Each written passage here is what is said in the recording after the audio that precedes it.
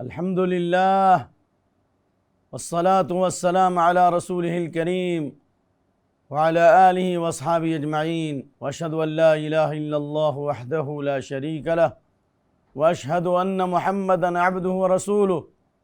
ناظرین کرام، السلام علیکم ورحمۃ اللہ وبرکاتہ۔ پچھلے ایپیسوڈ میں آپ کی خدمت میں فہم قرآن میں صحابہ کرام کا منہج کیوں ضروری ہے اور صحابہ کے منہج سے ہٹنے کی وجہ سے کس طرح امت گمراہ ہوئی، ٹولیوں اور فرقوں میں بٹ گئی، وحدت ختم نام کو توحید رہ گئی، جیسے کسی کتاب کی تمہید رہ گئی، اس کی مثال آج امت بن گئی ہے۔ اس لیے آئیے میں آپ کو بتاؤں، نبی صلی اللہ علیہ وسلم کے زمانے میں ایک شخص حاضر ہو کر یہ بولتا، یا محمد اعدل فإنک لم تعدل، اے محمد انصاف کرو، آپ نے انصاف نہیں کیا۔ آپ نے فرمایا ویلک ان لم اعدل فمن یعدل، اگر میں انصاف نہ کروں تو کون انصاف کرے گا؟ خبت و خسرت، تم ناکام ہو گئے، نامراد ہو گئے، میں تو انصاف کرنے والا ہوں۔ حضرت عمر فاروق رضی اللہ عنہ نے کہا، یا رسول اللہ دعنی اضرب عنق ھذا المنافق، ہمیں اجازت دیجئے کہ اس منافق کی گردن اڑا دیں۔ آپ نے فرمایا دعہو، چھوڑ دو اس کو، کیوں؟ اس لیے کہ اس کی نسل سے ایسے لوگ پیدا ہوں گے جو قرآن پڑھیں گے، یخرج من زیزہ ھذا قوم یقرؤون القرآن فإن القرآن لا یجاوز حناجرہم، ایسے لوگ برپا ہوں گے اس کی نسل سے جو قرآن پڑھیں گے لیکن قرآن ان کے حلق سے نیچے نہیں جائے گا۔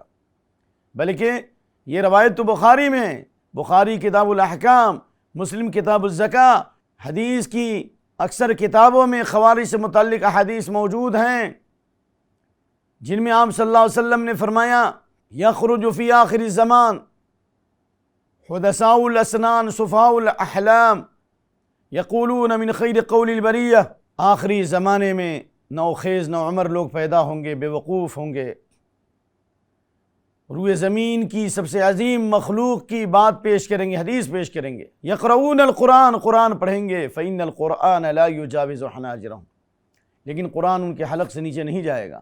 پڑھیں گے ضرور، سمجھیں گے نہیں، لیکن اس کے باوجود آپ نے فرمایا تحقرون صلاتکم من صلاتہم وصیامکم من صیامہم وقراءتکم من قراءتہم، کوانٹیٹی میں تم سے زیادہ نمازیں پڑھیں گے، تم سے زیادہ روزے رکھیں گے، تم سے زیادہ قرأت کریں گے۔ آپ نے فرمایا اپنی نمازوں کو ان کی نمازوں کے مقابلے میں حقیر سمجھو گے، اپنے روزوں کو ان کے روزوں کے مقابلے میں حقیر سمجھو گے، بہت زیادہ روزے رکھیں گے، اپنی قرأت کو ان کی قرأت کے مقابلے میں حقیر سمجھو گے۔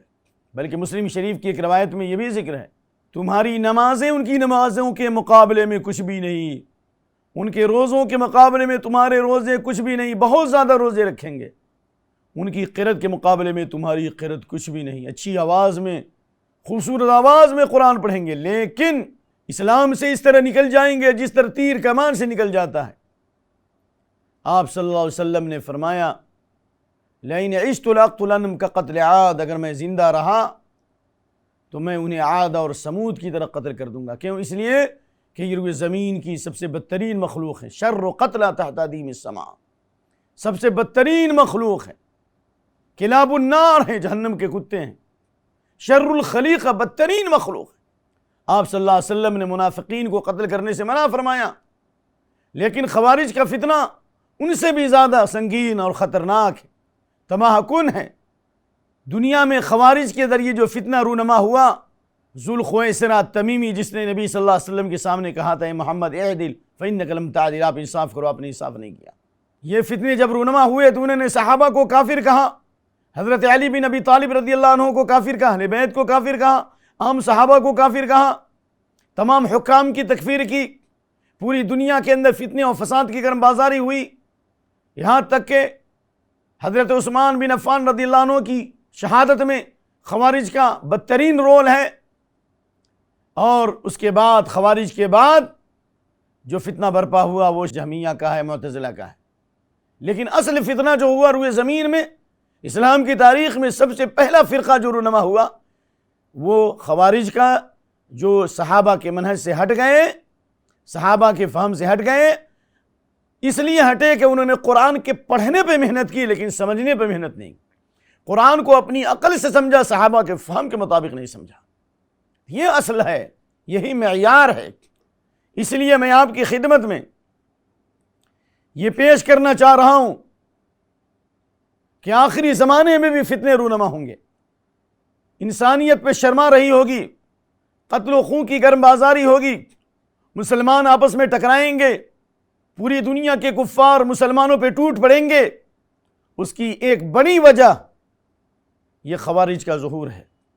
اس سلسلے میں میں آپ کو عبداللہ بن عمر کی وہ روایت سنانا چاہ رہا ہوں. امام احمد بن حنبل رحمۃ اللہ علیہ نے صحیح سند کے ساتھ عبداللہ بن عمر سے روایت کیا، ينشأ نشء يقرؤون القرآن فإن القرآن لا يجاوز حناجرهم. نہ صرف صحابہ کے زمانے میں بلکہ آخری زمانے میں نوخیز لوگ قرآن پڑھیں گے، قرآن ان کے حلق سے نیچے نہیں جائے گا. کیا ہوگا پھر؟ کلما خرج قرن قطع. جب جب ایسے نوخیز لوگ برپا ہوں گے، حکام کی تکفیر کریں گے، مسلمانوں کو کافر کہیں گے، مسلمانوں میں اختلاف اور فتنے ڈالیں گے، جب جب ایسے لوگ دنیا کے صفحات پہ ظاہر ہوں گے، فتنے کے لباس میں ظاہر ہوں گے، ان کی گردنیں اڑا دی جائیں گی. عبداللہ بن عمر فرماتے ہیں میں نے 20 مرتبہ سے زیادہ نبی صلی اللہ علیہ وسلم کو فرماتے ہوئے سنائی ہے، کلما خرج قرن قطع. جب جب یہ لوگ برپا ہوں گے ان کی گردنیں اڑا دی جائیں گی. یہ سب کے سب عقل سے پیدل ہوں گے، اپنے آپ کو محدث سمجھیں گے، مفسر سمجھیں گے، مؤرخ سمجھیں گے. آج دیکھیے چینلوں پر ایسے لوگ برپا ہو گئے جنہوں نے اپنے آپ کو مفسر قرآن کے روپ میں ظاہر کیا، جنہوں نے اپنے آپ کو محدث کے روپ میں ظاہر کیا. قرآن اور حدیث کے الفاظ صحیح نہیں پڑھ سکتے، وہ مسائل کا جواب دے رہے ہیں. یہ اسی خوارج کا منہج ہے.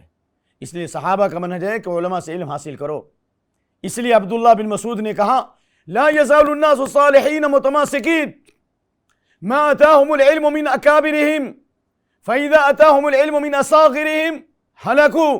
لوگ متحد رہیں گے، امن و سلامتی کے ساتھ رہیں گے، الفت و محبت کے ساتھ رہیں گے، فتنے اور فساد کی گرم بازاری سے دور رہیں گے، جب تک علم بڑے علماء سے آئے گا، جب علم نوخیزوں سے آئے گا، جب علم کمزور لوگوں سے آئے گا، جب علم نوخیز سے آئے گا، کمسن لوگوں سے آئے گا تو ہلاک ہو جائیں گے. ان من اشراط الساعة ان يلتمس العلم عند الاصاغر رواه احمد. قیامت کی علامت یہ ہے نوخیز لوگوں سے علم لیا جائے گا، کم عمر لوگوں سے علم لیا جائے گا. عبداللہ بن مبارک فرماتے ہیں جاہلوں سے علم لیا جائے گا. ایک تو نوخیز ہے، تجربہ نہیں ہے، پھر کمسن ہے لیکن محدث بن گیا، مفسر بن گیا. ایسے لوگ خوارج کے منہج پر ہیں، انہیں بڑے علماء سے علم حاصل کرنا چاہیے. اس لیے قرآن کا علم ہو یا حدیث کا علم ہو یا تفسیر کا علم ہو، انما العلم بالتعلم. علم استاد شاگردی کے رشتے سے آئے گا. والحلم بالتحلم ومن يتحرى الخير يعطى ومن يتوقع الشر يوقى. حاصل کرنے سے آئے گا، اور علم بردباری اختیار کرنے سے آئے گا. جو خیر کو چاہے گا اسے خیر دیا جائے گا، جو شر سے بچنا چاہے گا اسے بچایا جائے گا. اس لیے اس حقیقت کو سمجھنے کی کوشش کیجئے کہ جب ہم اور آپ صحابہ کے منہج کو چھوڑیں گے، قرآن نہیں سمجھ سکتے، حدیث نہیں سمجھ سکتے، دین نہیں سمجھ سکتے، ہم سے فائدہ کم ہوگا، نقصان زیادہ ہوگا. اور اس سلسلے میں عبداللہ بن مسعود رضی اللہ تعالیٰ عنہ کی ایک روایت جسے امام دارمی نے روایت کیا ہے، کیف انتم اذا لبستکم فتنہ یہرم فیہا الصغیر ویفنی فیہا الکبیر وتتخذ السنہ فاذا غیرت قالوا غیرت السنہ قیل متى ذلك یا ابا عبد الرحمن قال اذا کثر قراؤکم وقل فقہاؤکم وکثر امراؤکم والتمست الدنیا بعمل الآخرہ وفی روایت وتعلم لغیر الدین رواہ الدارمی فی مقدمتہ. عبداللہ بن مسعود نے فرمایا یہ حدیث ہے، مرفوع روایت کے حکم میں ہے. کیا حال ہوگا جب فتنے کا لباس پہن لوگے، جب فتنے تمہیں گھیر لیں گے، اور وہ فتنے ایسے ہوں گے کہ چھوٹا بڑا ہو جائے گا اور بڑے بوڑھے ہو کر مر جائیں گے، چھوٹا پروان چڑھ کے بڑا ہو جائے گا اور بڑے بوڑھے ہو جائیں گے. لیکن یہ فتنے دن بدن بڑھتے جائیں گے، دین کے نام پر نئے طریقے ایجاد کیے جائیں گے، یعنی بدعت کو دین سمجھ لیا جائے گا، سنت کو بدعت، بدعت کو لوگ سنت سمجھ لیں گے. کب؟ عبداللہ بن مسعود سے پوچھا گیا کب؟ کہا جب پڑھنے والے زیادہ ہوں گے، سمجھنے والے کم ہوں گے. قراء زیادہ ہوں گے، پڑھنے والے اچھی اچھی آواز بھی زیادہ ہوں گے قراء، لیکن سمجھنے والے کم ہوں گے. لیڈروں کی کمی نہیں ہوگی، ہر گلی میں لیڈر ہوگا لیکن امانت دار کی کمی آ جائے گی. امانت دار نہیں ہوں گے اور دینی علم کے ذریعے دنیا حاصل کیا جائے گا، دین کو دنیا کے لیے استعمال کیا جائے گا، فتنوں کا دور شروع ہو جائے گا۔ اس کی بڑی وجہ پڑھنے والے زیادہ ہوں گے، بکلیٹ پڑھنے والے، سائنس پڑھنے والے، ٹیکنالوجی پڑھنے والے، موبائل پڑھنے والے، فیس بک پڑھنے والے، دنیا کی کتابیں پڑھنے والے زیادہ ہوں گے، سمجھنے والے کم، دین کے سمجھنے والے کم، اور دین کو دنیا کے لیے استعمال کیا جائے گا۔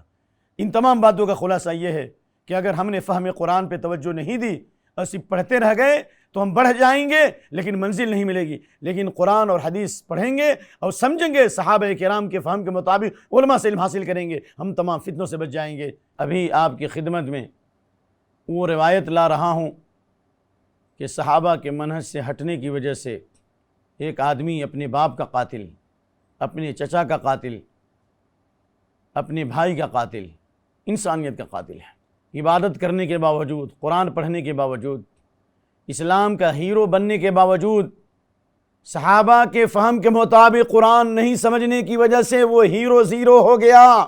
دلیل حذیفہ بن یمان کی حدیث جسے امام احمد نے روایت کیا، جسے امام ابن حبان نے صحیح میں صحیح سند کے ساتھ ذکر کیا، احمد شاکر محدث نے صحیح کہا، شیخ البانی نے صحیح کہا، امام احمد بن حنبل، یحییٰ بن معین نے اس روایت کی توثیق کی کہ حذیفہ بن یمان کہتے ہیں کہ اللہ کے نبی صلی اللہ علیہ وسلم نے فرمایا ان مما اتخوف علیکم رجل قرأ القرآن، مجھے جن چیزوں کا خوف ہے تمہارے اوپر، یعنی امت پر جن چیزوں کا مجھے خوف ہے، ان میں سے ایسا آدمی جو فتنے اور فساد کے دروازے کو کھولے گا، ایسا آدمی جو فتنے و فساد کی آگ بھڑکائے گا، وہ کون آدمی ہے؟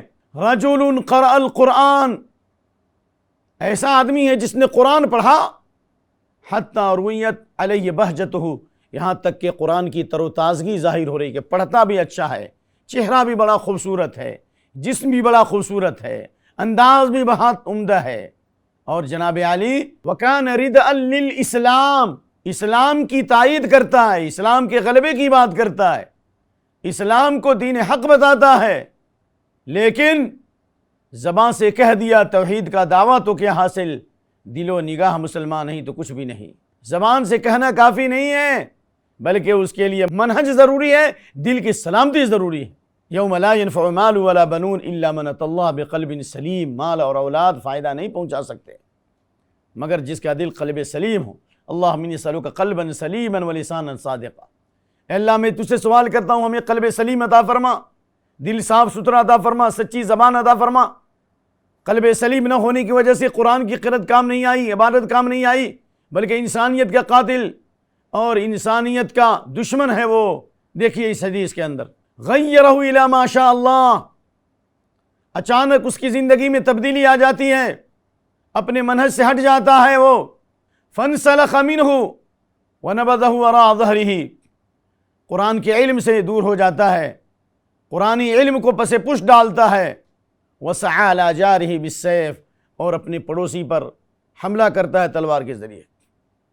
بلکہ دوسری حدیث جو مسند احمد میں ہے، لا تقوم الساعة حتى يقتل الرجل اباه وعمه واخاه، قیامت قائم نہیں ہوگی یہاں تک کہ وہ دور آئے کہ آدمی اپنے باپ کو قتل کرے گا، اپنے چچا کو قتل کرے گا، اپنے بھائی کو قتل کرے گا، پڑوسی تو دور کی بات، اور اس قتل کو وہ اپنے لیے دین سمجھیں گے۔ آج بھی ایسے لوگ ہیں جنہوں نے فتنے کی آگ میں سانس لی اور فتنے کی آگ بھڑکائی، اپنے باپ دادے کو کافر کہا، یہاں تک کہ کسی نے اپنے باپ کو قتل کیا، کسی نے چچا کو قتل کیا، کسی نے بھائی کو قتل کیا، نعوذ باللہ، صرف اس لیے کہ وہ صحابہ کے منہج سے ہٹ گئے، صرف اس لیے کہ علماء سے علم حاصل نہیں کیا۔ آج بھی یہ فتنہ برپا ہے۔ نبی صلی اللہ علیہ وسلم سے صحابہ نے پوچھا کہ اس حدیث میں جس نے اپنے پڑوسی کو قتل کیا، اور آپ صلی اللہ علیہ وسلم نے فرمایا وَرَمَاهُ بِالشِّرْكِ، اپنے پڑوسی کو قتل کر کے اس کو مشرک کہے گا۔ آپ صلی اللہ علیہ وسلم صحابہ نے پوچھا کہ اس میں مشرک کون ہے؟ قتل کرنے والا مشرک، الرامی اب المرمی، قتل کرنے والا یا مقتول؟ آپ نے کہا الرامی، یعنی قتل کرنے والا، قاتل یہ مشرک ہوگا۔ جس نے اپنے بھائی کو مشرک کہا وہ خود مشرک ہے، شرک اسی کی طرف لوٹتا ہے۔ لا يرمی رجل رجلا بالکفر ولا بالفسق ارتدت علیہ لم یکن صاحبہ، جس آدمی نے کسی مسلمان کو کافر اور مشرک کہا، فاسق کہا، یہ کفر اور فسق اس کی طرف لوٹتا ہے اگر وہ اس کا بھائی مشرک اور کافر اور فاسق نہیں ہے، کفر اس کی طرف لوٹتا ہے۔ اذا کفر الرجل اخاه فقد باء بها احدهما، جس نے اپنے بھائی کو کافر کہا تو ان میں سے ایک کی طرف کفر آئے گا، اگر وہ کافر ہے تو ٹھیک، نہیں تو جس نے کافر بنایا وہ خود کافر ہو جاتا ہے۔ نعوذ باللہ۔ ربنا لا تزغ قلوبنا بعد اذ هديتنا وهب لنا من لدنك رحمة انك انت الوهاب۔ آخری زمانے کی جو مصیبتیں اور بلائیں جو نازل ہوں گی، قرآن سے لوگ جو دور ہٹیں گے، اس کی بڑی وجہ صحیح احادیث میں موجود ہیں، جن میں سے یہ حدیث تکثر القراء ویقل الفقہاء، قراء کی کثرت ہوگی، دین کی سمجھ رکھنے والے کم ہوں گے، پڑھنے والے زیادہ ہوں گے، قرآن پڑھنے والے زیادہ ہوں گے، لیکن قرآن کے سمجھنے والے کم ہوں گے۔ اس سلسلے میں میں آپ کو ایک روایت پیش کرنا چاہتا ہوں جسے یحییٰ اللیثی نے امام مالک سے روایت کیا، اور امام مالک نے اپنے شیخ یحییٰ بن سعید الانصاری سے روایت کیا ہے۔ وہ حدیث سنیے کہ عبداللہ بن مسعود فرماتے ہیں انکم فی زمان وفی روایہ انک فی زمان، آج ایک ایسا زمانہ ہے جس کے اندر فقہاء کی کثرت ہے، دین کے سمجھنے والے بہت زیادہ ہیں، توحید کی دعوت دینے والے، توحید کے مسائل کو سمجھنے والے، شرعی مسائل کو سمجھنے والے اور صحیح جواب دینے والے زیادہ ہیں۔ قلیل قراء، پڑھنے والے کم ہیں۔ تحفظ فیہ حدود القرآن، آج ایسا روشن زمانہ ہے کہ قرآن کے حدود کی حفاظت کی جا رہی ہے، قرآن کے جو قوانین اور احکام ہیں اس پر لوگ عمل کرتے ہیں، اللہ کے حدود کی حفاظت کرتے ہیں، شریعت سے بغاوت نہیں کرتے، اللہ سے ڈرنے والے لوگ موجود ہیں، لیکن حروف ضائع ہوتے ہیں، یعنی حروف پہ محنت نہیں ہوتی۔ کیوں؟ اس لیے کہ وہ عرب تھے، ان کی ادائیگی ایسے سلیقے کے ساتھ ہوتی تھی کہ اس کے اوپر محنت کی ضرورت نہیں ہوتی تھی، لیکن حدود کی حفاظت ہو رہی ہے، قوانین کی حفاظت ہو رہی ہے۔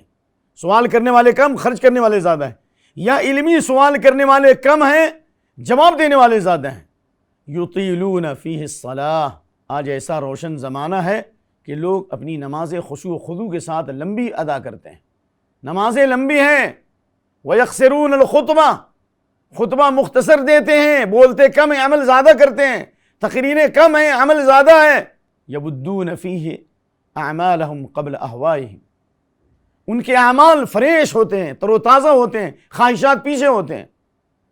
لیکن یہ نبی صلی اللہ علیہ وسلم کے زمانے کی بات ہے، لیکن اس کے بعد عبداللہ بن مسعود نے فرمایا سیاتی علی الناس زمان، ان قریب ایک زمانہ آنے والا ہے، قلیل فقہاء، دین کے جاننے والے تھوڑے ہوں گے، قرآن و حدیث کے جاننے والے کم ہوں گے، کثیر قراء، پڑھنے والے زیادہ ہوں گے، کثیر من یسأل، سوالات کی بارش ہوگی، لیکن صحیح جواب دینے والے کم ہوں گے، قلیل من یعطی، صحیح جواب دینے والے کم ہوں گے، یا بھیک مانگنے والے زیادہ ہوں گے، خرچ کرنے والے کم ہوں گے۔ یطیلون فی الخطبہ، خطبے لمبے پڑھیں گے، لمبے لمبے خطبے دیں گے، لیکن ویقصرون الصلاۃ، نمازوں کو کم کر دیں گے، یعنی نماز میں خشوع و خضوع نہیں ہوگا، نمازیں ہلکی پڑھیں گے۔ یبدون فی اہواہم قبل اعمالہم، عمل کے مقابلے میں خواہشات کو آگے کریں گے، دنیا کی خواہشات زیادہ ہوں گی، یا شریعت کو خواہشات کے سانچے میں ڈھال دیں گے، اپنے خواہشات کے آئینے میں شریعت کو سمجھیں گے، یعنی خود تو بدلتے نہیں، قرآن کو بدل دیتے ہیں، جو خواہشات کہیں گے اس کی طرف جائیں گے۔ یہ آخری زمانے میں یہ فتنے اور بلائیں مصیبتیں نازل ہوں گی، جس کی بڑی وجہ کیا ہے کہ دین کے سمجھنے والے کم ہوں گے اور پڑھنے والے زیادہ ہوں گے۔ لہذا ضرورت اس بات کی کہ ہمیں زیادہ سے زیادہ پڑھنے کے ساتھ سمجھنے کی کوشش کرنی چاہیے۔ اللہ تعالیٰ سے دعا ہے کہ اللہ تعالیٰ ہمیں قرآن و حدیث کا فہم عطا فرمائے اور قرآن خوانی کے ساتھ قرآن فہمی کی توفیق عطا فرمائے، صحابہ کے منہج کو اپنانے کی توفیق دے۔ انشاءاللہ العزیز ان قریب ہم آپ کی خدمت میں حاضر ہوتے ہیں اور یہ بتائیں گے کہ قرآن کریم میں علوم کے جو خزانے ہیں ان کو علماء نے کتنی قسموں میں بانٹا ہے، اور قرآن کریم کی تفسیر کیسے ہونی چاہیے اور اس کے لیے کیا اصول ہیں۔ تب تک کے لیے اجازت دیجیے، وباللہ توفیق، والسلام علیکم ورحمۃ اللہ وبرکاتہ۔